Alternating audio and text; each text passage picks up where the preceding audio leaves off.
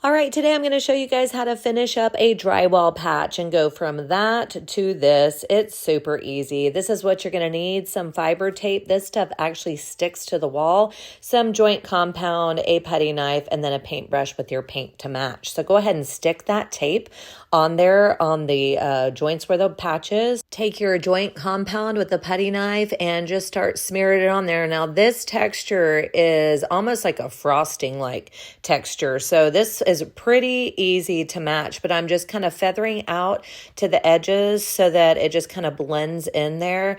And then after that, you're going to wait for it to dry. I let mine dry overnight because this texture is so thick. So then just take your paint and just kind of feather it around your edges. Now, after I finished this, two things. I didn't like it. So also the paint didn't match. So I went ahead and sanded it all back down, and then I am going to go ahead and paint the whole entire room. So I redid the patch. It looks way better now.